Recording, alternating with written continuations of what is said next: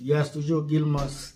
Je vais vous donner aujourd'hui dans la vidéo ici les désavantages, les côtés sombres de vivre à l'étranger, de vivre aux États-Unis, au Canada, en Europe, attaquer immigrants.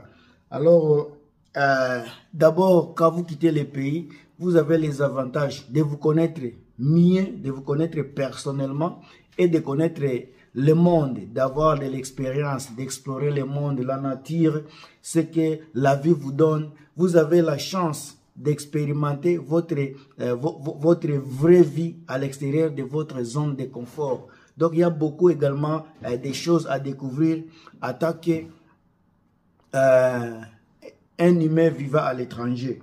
Il y a beaucoup d'avantages de quitter le pays et explorer. Vous aurez beaucoup à découvrir.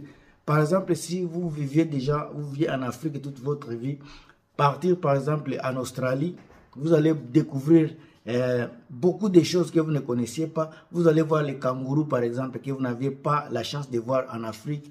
Si vous allez par exemple en Europe, en France, vous allez voir les tours Eiffel. En Angleterre, vous allez voir, comment on appelle les moulins rouges.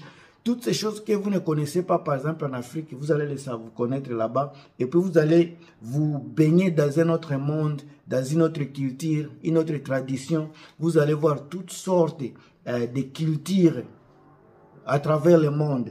Donc, à quitter votre zone de confort, que j'ai toujours appelé comme ça, dès que vous quittez votre zone de confort, vous allez vous buter à beaucoup d'autres expériences que vous ne connaissiez pas. Mais, tout en allant dans ces perspectives-là, il y aura beaucoup de choses qui vont être présentes, qui vont être des surprises, qui vous fera surprise, qui peuvent être des chocs dont je vais vous parler dans la vidéo ici. La première chose, je pense que d'avoir ce choc culturel. Dans beaucoup de pays occidentaux, par exemple, vous allez voir les cultures, les traditions occidentales ne sont pas les traditions et les cultures africaines, par exemple. Ici, en Occident, vous allez voir les femmes qui épousent les femmes, les hommes qui épousent les hommes. Ça, c'est un choc déjà culturel. Vous allez trouver également les femmes qui se transforment en hommes et les hommes qui se transforment en femmes. Toutes ces choses-là, ça se mélange. Ce sont des choses auxquelles vous allez vous buter et ça va créer un choc culturel. À part cela, il y a également la nourriture. Il y a des pays où on mange par exemple les chats, les cultures où on mange les chiens. Par exemple, en Asie, il y a des pays où on mange encore des chiens et des chats. Mais alors, en Afrique également, il y a certaines tribus qui les font. Mais à ceux qui ne le savent pas, dès que vous arrivez en Occident, dans d'autres pays, à l'étranger, vous allez vous buter à de telles cultures, les traditions que vous ne pratiquez pas chez vous, mais dans d'autres pays, on les pratique.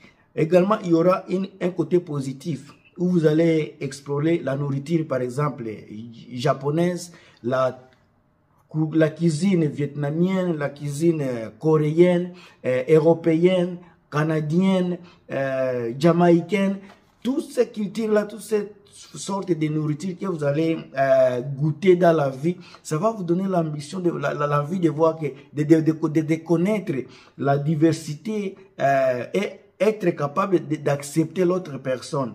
Mais c'est un choc puisque il y a la nourriture que vous ne mangez pas, la nourriture qui est par exemple préparée, on met du sucre dans la nourriture, il y a les viandes où on met le sucre pour l'acheter. Donc ici, ce sont des cultures pareilles. Il y a également le langage. La langue peut vous causer des problèmes. Nous qui venons par exemple dans un pays francophone, arrivé en Occident, par exemple en Angleterre, en Norvège, en Suède, aux États-Unis, au Canada, où on ne parle que l'anglais, c'est un choc culturel. Si vous quittez également l'Afrique pour le Japon, là, par exemple, vous allez vous buter à des personnes qui ne parlent que le japonais. Vous allez à Corée du Sud, au Nord, pareillement, les gens vont parler la langue coréenne. À Vietnam, les gens vont parler la langue vietnamienne. Et vous qui n'êtes pas de la tradition, de la culture, vous aurez des limites à vous exprimer, limites à faire des choses, limites, vous serez limité dans beaucoup de choses parce que la langue vous causera du tort. Pardon. Il y a également le coût de la vie qui qui va s'ajouter à votre choc culturel. Le coût de la vie africain, par exemple, la façon dont on vit en Afrique, on vit dans un mode de relax, on relaxe dans beaucoup de choses. Mais dès que vous montez dans l'avion, vous atterrissez en Europe, par exemple au Canada, la culture du travail, de vie, le mode de vie, c'est les gens avancent. Tout se compte par minute, tout se compte par minute. Vous n'avez pas le temps à vous traîner, sinon vous allez être en retard dans beaucoup de choses. Le coût de la vie. Souvent, quand on quitte dans notre pays, on arrive en Occident, on passe toujours au franc congolais, par exemple, soit des francs français. La façon dont vous payez la nourriture, vous achetez la nourriture avec les francs français, vous pensez que c'est la même façon que vous allez réfléchir dès que vous arrivez au Canada. Ça va vous compliquer, ça sera difficile pour vous. Le coût de la vie dans notre pays également, on a des tantes qui peuvent nous soutenir, des oncles qui peuvent nous soutenir, qui peuvent nous tendre des mains, des cousins, des frères, quand on n'a pas les moyens. Mais ici en Occident, si votre loyer était à 1000 $, il n'y a personne qui va vous faire secours avec 300 $ ou bien 200 $. Si c'est 800 €, 800 $, vous allez les payer pour dormir. Chaque chose ici est payante. Il n'y a aucune chose gratuite. Tout ce qu'on vous dit en Afrique, il y a des choses gratuites, on vous donne une maison, on va vous donner la nourriture dans un frigo, c'est mensonge. Tout ça, c'est mensonge. Ici, tout se paye. Dès que vous quittez l'avion, vous atterrissez ici en Amérique, en Europe. Dès que vous atterrissez, vous commencez à payer les factures. Votre pied ici, c'est déjà facture à payer. Les maisons peuvent couper. La façon dont on construit les maisons ici, par exemple en Occident, c'est différent. Le climat va... les maisons d'abord, pendant l'hiver, vous allez voir que vous devrez payer de l'électricité pour chauffer le chauffage, pour chauffer la maison, soit c'est le gaz. Les maisons africaines n'ont pas besoin de tout ça, mais ici vous allez payer les gaz. C'est autre système. Si vous n'avez pas les gaz pendant l'hiver, vous allez mourir dans la maison. Il fait tellement froid ici. Donc, il y a des choses auxquelles on ne s'attend pas qui vont vous arriver ici en Occident. Quand je parle des maisons, le coût de la vie et puis les prix des maisons, ce n'est pas la façon dont chez nous on paye les maisons là.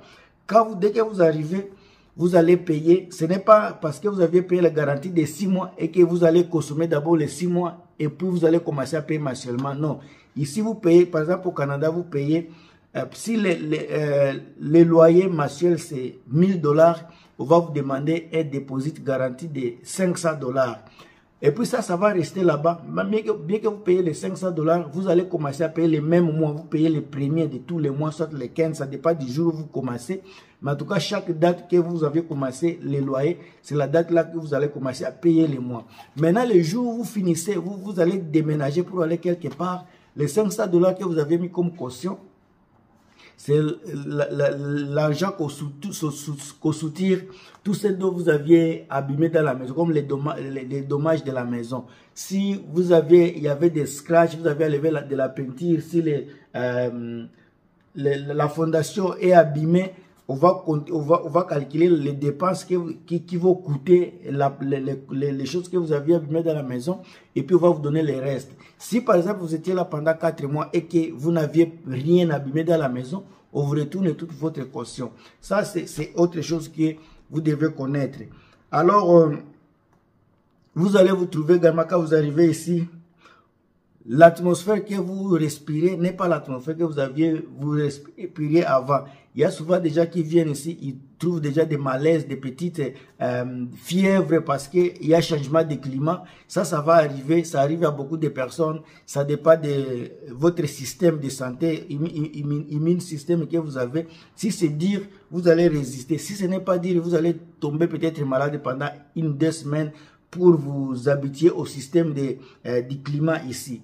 Également, quand je parle du climat, il y aura le froid. Le froid n'est pas encore votre camarade. Si vous quittez dans un pays du climat, par exemple, tropical comme chez nous en Afrique, ne pensez pas que vous allez trouver le même climat en Europe, soit aux États-Unis, au Canada. Ça va être différent. Ici, on vit avec les saisons, il y a 4 saisons. Mais si c'est vraiment au Canada où vous êtes parti, soit en Norvège, là où il fait froid, en Finlande, Attendez-vous à de 4 à 6 mois du froid. Et l'autre 6 mois, il y aura des climats tempérés jusqu'au soleil. Ici, quand c'est froid, on peut aller à moins 40. Moins 40, certaines provinces vont à moins 40. Et pendant l'été, on peut aller jusqu'à plus 40. Certaines provinces où ça va vraiment tellement chaud. Et quand c'est froid, c'est tellement froid. Ce sont des éléments auxquels il faut savoir. Et puis quand vous quittez le pays, vous serez un nouveau dans les coins où vous allez. Vous serez nouveau au Canada, soit en Australie, à Luxembourg. Vous serez nouveau. Vous aurez des difficultés des fois à vous créer des amis suite à la barrière des langues. Si vous ne parlez pas la langue, vous risquez d'avoir des barrières, des limites pour vous créer des amis, pour vous créer une communauté. Alors des choses pareilles, moi j'ai toujours conseillé aux gens, si vous savez, dès que vous savez les pays où vous allez partir, par exemple si vous allez aux États-Unis, ayez déjà l'intention d'apprendre l'anglais. Parce qu'on ne part pas aux États-Unis dans 2 semaines ou au Canada dans 2 semaines. Ça peut prendre 6 mois, ça peut prendre 1 an. Le temps où vous êtes décidé à partir au Canada, vous avez déjà envoyé votre document à l'ambassade. Et apprenez déjà à apprendre l'anglais. Apprenez l'anglais. Bien que l'anglais ne sera pas bien, soit parfaite, mais vous aurez déjà l'esprit d'écouter, d'attendre, soit de communiquer en anglais. Ça va être facile par rapport à celui qui ne veut pas apprendre et veut apprendre tout ici. Préparez-vous par conséquent, parce que ce sont des réalités auxquelles vous allez vous buter. Il y a également l'aspect du travail. Beaucoup de gens pensent que parce que je vais du Canada et de l'Afrique, j'ai déjà travaillé pendant des années, j'ai de l'expérience, j'ai fini les universités, je connais beaucoup de gens, je connais des personnes, je connais quelqu'un qui connaît quelqu'un. Mais ici, ça peut être difficile des fois pour trouver du travail. Encore, pour trouver du travail, ça dépend de votre location géographique. Il y a d'autres provinces, d'autres pays où le taux de chômage est élevé. Là où le chômage est élevé, n'espérez pas avoir un boulot directement. Mais si vous vous localisez dans un coin où les logements et le taux de chômage est moins bas, vous aurez des facilités à trouver le travail. Préparez-vous à de tels scénarios, ça va vous faire du bien. Accès aux soins de santé. Si vous êtes encore nouveau, si vous êtes par exemple visiteur, je vous prie de payer l'assurance maladie, puisqu'on ne sait pas ce qui peut arriver demain. Avoir accès aux soins médicaux au Canada, ça peut être facile, peut-être en France, ça peut être facile, mais celui qui va partir aux États-Unis, ça ne va pas être facile, parce que même les Américains eux-mêmes ont des difficultés à avoir accès aux soins médicaux. Ça va vous poser des problèmes. Il y a des maladies peut-être qui peuvent être faciles à soigner dans un pays par rapport à un autre. Alors faites également des recherches sur les points là. Puis ce sont des choses malheureuses qui arrivent malheureusement à des personnes qui ne sont pas bien préparées. Dès que vous quittez votre pays, allez dans un autre pays, vous allez vous réajuster. Vous allez vous conformer encore conformément au pays, à votre pays d'accueil. Imagine-toi, tu as passé toute ta vie au Cameroun. Tu as passé toute ta vie à Abidjan, au Congo. Maintenant, avec l'âge de 30 ans, par exemple, 25 à 40 ans, je pense, vous arrivez au Canada, soit en Australie, à Luxembourg, quelque chose comme ça. Maintenant, vous allez vous réajuster au système, puisque le système africain n'est pas le système de Luxembourg. Le système congolais n'est pas le système canadien. Vous allez venir, vous allez vous ajuster au système. Ça va prendre également du temps. Si vous n'êtes pas patient, le pays que vous optez vivre ne sera pas un pays pour vous. Donc, dès que vous quittez le pays, apprenez à être prêt au changement, à la patience, à s'ajuster, à des compromis, juste pour vous balancer, pour vous sentir au même pied d'égalité avec tout le monde. Et puis, il y a le dernier secteur que je vais utiliser, auquel je vais parler, le système des activités sociales. Beaucoup d'Africains ne sont pas actifs socialement. Ils sont presque amis de leur propre communauté, des communautés restreintes. Mais ici, donc ça ce sont les difficultés que beaucoup de gens ont toujours eu, puisque en arrivant ici, dans un pays nouveau, un pays où on ne fait pas les activités du climat tropical, les activités vont pas marcher avec le climat. Les gens qui vivent dans le climat tropical, par exemple, ils jouent au football, au soccer. Vous allez voir les gens qui vivent, par exemple, en Occident, aux États-Unis, et c'est le football américain, puisque ça, le climat ne permet pas, c'est un exemple, le climat ne permet pas aux gens de jouer à l'extérieur, mais ça permet déjà de jouer à l'intérieur. Je n'ai pas dit que c'est comme ça, mais c'est un exemple, les activités sociales. Il y a les gens qui sont capables de s'adapter aux activités occidentales. Il y a d'autres qui ont toujours des difficultés à s'adapter aux activités sociales de l'Occident. Alors, pour vous sentir à l'aise partout où vous allez, vous devrez apprendre à vous intégrer dans la société. L'intégration de la société ne veut pas dire seulement apprendre la langue et travailler.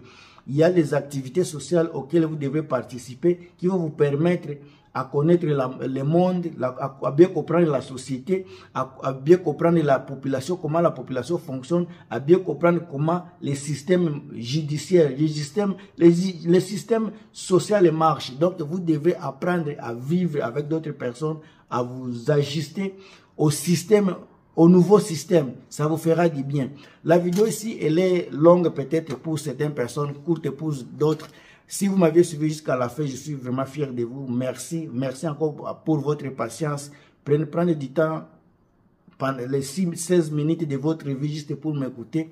Ça me va vraiment droit au cœur. Alors, si vous aimez le contenu, partagez, commentez, abonnez-vous. On est là pour vos questions. On est là pour vous édifier, pour vous motiver. Partagez la vidéo. On se voit très bientôt. À plus.